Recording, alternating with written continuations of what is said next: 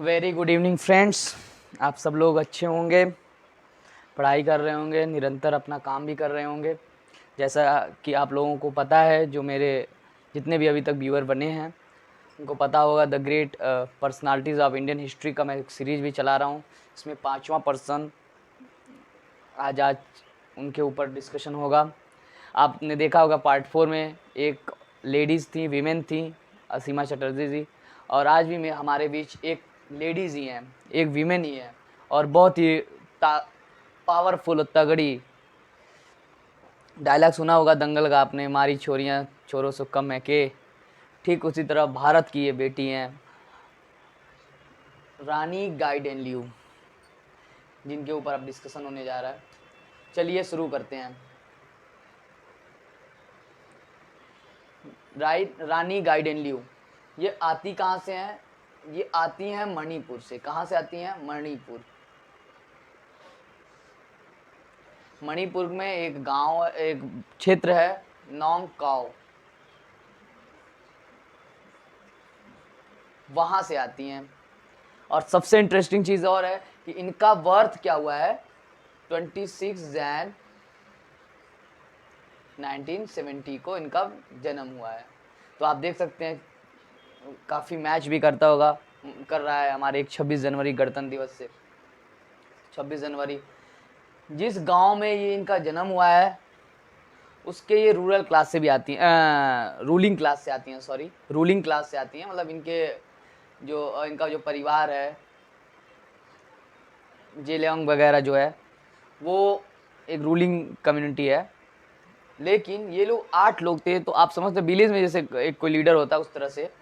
तो बहुत ही पिछड़ा इलाका है। आपको पता होगा मणिपुर आज भी बहुत पीछे ही है कई सारे मामलों में।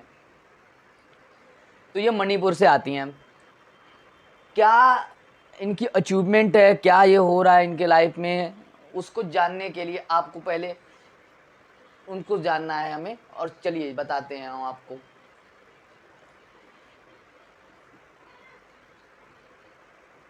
शिक्षा कोई नहीं, शिक्षा इनकी कोई शिक्षा तक नहीं, सब प्रकार से शिक्षा का अभाव था। और भारत में ये जैसा ये समय देख रहे हैं तो इसमें ब्रिटिश गवर्नमेंट अपने चरमोत्कर्ष पे है। ब्रिटिश सरकार अपने चरमोत्कर्ष पे है, मतलब ब्रिटिश सरकार काफ़ी पूरी तरह से भारत पर कब्जा जमा चुकी है। और जब उन्होंने इस क्षेत्र पर अपना कब्जा जमाया हुआ था तो बहुत सारी चीज़ों को तेज़ी से परिवर्तित किया जा रहा है। जैसे आपको पता है कि बहुत सारे जब मुस्लिम आक्रांताओं का आना हुआ भारत में, तो ज़्यादातर उसमें आ रहे थे, और वो लगभग जनजातीय होते थे, और उनके में हिंसक चीज़ें बहुत अधिक मात्रा में हुआ। तो ठीक उसी प्रकार यहाँ पे भी जनजाति कम्युनिटी है, तो हिंसक तो होगा ही होगा। तो ब्रिटिश सरकार तेज़ी से इन लोगों को, अनपढ़ थे, शिक्षा नहीं था, बहुत तेज़ी से धर्म परिवर्तन भी करा रहे थे। तो उसी समय वहाँ पे एक मूवमेंट चल रहा था, हेराका मूवमेंट, हेराका आंदोलन।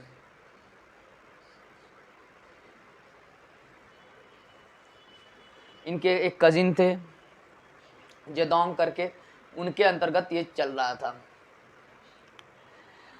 और काफ़ी हिंसक भी था। कुछ हत्याएं हो जाती हैं, कुकीज़ को मार दिया जाता है, वॉचमैन थे उनको मार दिया जाता है जो इस सरकार से जुड़े थे, और बहुत लोग इससे जुड़े हुए थे। सॉरी, ये चल नहीं रहा है।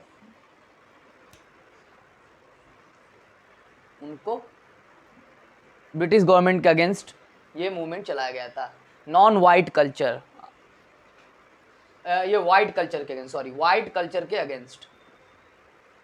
और ये स्टार्टिंग में अपने आप में केवल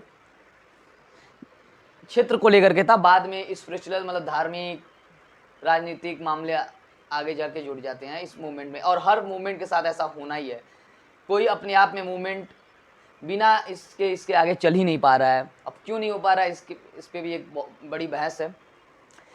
तो इसी मूवमेंट से ये 13 वर्ष की आयु में जुड़ जाती हैं। आपको ये उम्र देख करके कितना ताज्जुब हो रहा होगा, मतलब ये कोई उम्र है ही नहीं लेकिन कितनी तेज तर्रार रही होंगी। 13 साल की उम्र में ये जुड़ जाती हैं। और 1930 वन में एक घटना होती है, यानी इसके जो लीडर थे जेदोंग, उनको फांसी हो जाती है, मार दिया जाता है। ले दे करके एक यही बचती हैं जो इतनी तेज तर्रार हुआ करती थी, और उस समय इनकी उम्र हो जाती है 16 साल। 16 साल की उम्र में ये हैरेका मूवमेंट को ये लीड करने लगती हैं। इनके टाइम में भी क्या होता है, अब ये जिस हिसाब से मूवमेंट चल रहा था तो उसमें बहुत सारे नागास कम्युनिटीज़ को लेकर के चल रहा था, नागा उनके साथ थे, बहुत वॉलंटियर थे, लेकिन अन्य भी जो जनजातियाँ थे इनके खिलाफ हो गई थी, क्योंकि ये वो समय है जब लगभग धर्म परिवर्तन बहुत तेज़ी से आगे बढ़ चुका था और काफ़ी तेज़ी से फैल चुका था, और लोगों को अंग्रेजियत से प्यार भी हो रहा था, ईसाइयत से प्यार भी हो रहा था। तो उस समय ये चल रहा था, लगभग ये मूवमेंट चलता ही रहता है। इनको 1933 में 1933 में इनको भी गिरफ्तारी का आर्डर दे दिया जाता है। समझ सकते हैं कितना मतलब हिंसक, बहुत सारे लोग मारे गए, कुछ पुलिस वालों की हत्या का भी दोष जो षड्यंत्र इन्हीं के ऊपर लगा। तो बहुत तेज़ी से ये चीज़ फैलने लगा, ये मूवमेंट आगे बढ़ रहा था। इस मूवमेंट को यहाँ जाकर के विराम लग जाता है, और बहुत सारे इनके वॉलंटियर भी को भी जेल की हवा खानी पड़ जाती है इनको भी, और इनको सजा होती है आजीवन।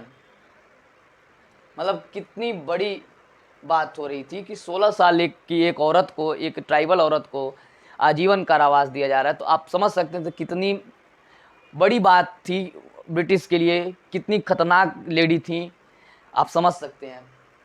इनको आजीवन कारावास हो जाता है, और इनका मूवमेंट जो है वो रुक सा जाता है, और बहुत सारे ट्राइबल अनेक इससे निकल लेते हैं, क्योंकि हथियार ना होना एक बहुत बड़ा रीज़न था, और बहुत सारी चीज़ों का सपोर्ट ना पाना भी एक रीज़न था। उनको सपोर्ट भी नहीं मिल रहा था। और फिर ये लगभग 4-5 सालों के बाद, इस वर्ड पे ध्यान दें, इनको रानी क्यों कहा गया। 1937 में नेहरू जी इनसे मिलने गए, वहीं इन पे इतना मतलब प्रभावित हुए, उन्होंने इनको क्वींस ऑफ हिल्स कहा, क्वीन ऑफ हिल्स, पहाड़ों की रानी। और तब से इनको इनके चाहने वाले सब लोग और जो भी इनके फॉलोअर थे, सब लोगों ने रानी नाम से संबोधन स्टार्ट कर दिया। और लगभग 1947 तक, हाँ 1947 तक जेल में रही। उसके बाद भारत आज़ाद हुआ। लेकिन एक घटना होती है 1937 के बाद, जब ये नेहरू जी से मिलते हैं, तो एक एमपी होती थी एस्टर करके, कोई लेबर पार्टी की शायद थी, उनको उन्होंने एक लेटर लिखा कि इनको आज़ाद किया जाए, कि इनकी उम्र भी कम है और ऐसी गलतियां, जैसे नहीं कहते बच्चे हैं गलतियां कर देते हैं, उस हिसाब से कुछ इनको दिया गया। लेकिन उस समय के जो भारत में सेक्रेटरी सचिव हुआ करते, भारत सचिव जो थे, इसको ठुकरा दिया, और इनको वही 1947 तक जेल में रहा, और विभिन्न जेलों में रहना पड़ा इनको। शिलोंग जेल में आई थिंक मिलने गए थे नेहरू जी। आप देख रहे हैं कि मतलब कि कम उम्र में इतना क्रांतिकारी कदम उठाना बहुत बड़ी बात थी एक महिला के लिए, खास करके एक महिला के लिए। लेकिन आपको यह ध्यान देने योग्य ये भी बात है कि ये एक जनजातीय महिला, और जनजातीय समाज में महिला काफ़ी आगे रहती हैं, तो एक बहुत बड़ी बात है। और आज के महिलाओं के लिए ये एक एग्जाम्पल भी तो बनती हैं हम सब के लिए, कितनी बड़ी बात है। आज़ाद हुई, उसके बाद इन्होंने अपने ग्रुप के लोगों के लिए, उनके अपलिफ्टमेंट मतलब उनके उत्थान के लिए काम भी किया, नागा के लिए। लेकिन तब तक मामला कुछ और भी हो चुका था, बहुत सारे छोटे और जो बड़े लीडर भी हुआ करते थे, तो कम्युनिस्ट पार्टी भी आ चुकी थी, तो बहुत सारा मामला इनका था, ये मूवमेंट था वो बदल चुका था दूसरे शब्दों में, दूसरे रूप में। तो इनके भी लोग ग्रुप के जो हुआ करते थे थोड़े इनके खिलाफ होने लगे, कुछ लॉबिंग भी स्टार्ट हो गई थी। फिर ये कुछ समय 1960 के बाद फिर अंडरग्राउंड, इनको भी जान की धमकी दी जाती है, अंडरग्राउंड हो जाती हैं। फिर आती हैं 66 में लाल बहादुर शास्त्री सिंह की मुलाकात होती है। उसके बाद फिर कुछ मामला आगे बढ़ता है, और एक सेपरेट जेलियांग प्रांत की एडमिनिस्ट्रेशन की भारत सरकार के अंतर्गत ही मांग करती हैं, और इसके अगेंस्ट जो भी और ग्रुप थे इनका विरोध करते हैं, पुरजोर विरोध करते हैं। लेकिन अपने काम के लिए सर्वथा आगे रही हैं, और बहुत तेज़ी से काम भी कर रही थी, इसीलिए इनको बहुत सारा अवार्ड भी मिला। आप अवार्ड में लिस्ट भी देख सकते हैं, बहुत सारी अवार्ड भी मिला इनको, पद्म भूषण, बिरसा मुंडा पुरस्कार भी मिला इनको, मरणोपरांत मिला हालांकि ये बिरसा मुंडा पुरस्कार, फिर विवेकानंद सेवा पुरस्कार, फिर फ्रीडम फाइटर अवार्ड, बहुत सारा। उसके बाद एक सेवा स्टार्ट की गई थी, एक पुरस्कार भारत की प्रमुख 5 महिलाओं के नाम पर 6 महिलाओं के नाम पर एक पुरस्कार भी स्टार्ट किया गया, जिनमें ये भी शामिल हैं। आप समझ सकते हैं कितनी महान मतलब व्यक्तित्व है जिसके लिए मैंने इसमें शामिल किया। नारी शक्ति पुरस्कार, और वर्तमान की गवर्नमेंट इस पर काफ़ी फोकस रही है, इनके पे भी, और खासकर ट्राइबल कम्युनिटी पे। मोदी जी का आप देख ही रहे हैं कितना आना जाना हुआ नागालैंड में उस समय लोकसभा चुनाव के दौरान, काफ़ी आना जाना हुआ। और रूप रंग भी आप देख ही रखते हैं कितने खतरनाक है बातचीत के मामले में।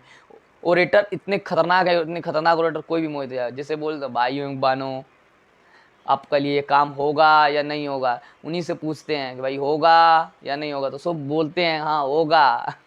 तो कुछ इसी तरह था, और उस तरह से ये भी खतरनाक ओरेटर रहे हैं, तभी इतने सारे फॉलोअर रहे हैं। इन्होंने अपनी बहुत सारे काम इसी के माध्यम से किए और नागा के लिए एक पहचान बनाई। हालांकि उन जब ये गवर्नमेंट आती है तो ये थोड़े से आगे, क्योंकि ये उस समय के सरकार के और प्रो गवर्नमेंट जो हिंदुइज्म को इन्होंने बहुत आगे सपोर्ट किया है क्रिश्चियनिटी के बजाय, इसीलिए ये सरकार जो है कि इनको तो बहुत तवज्जो देती है।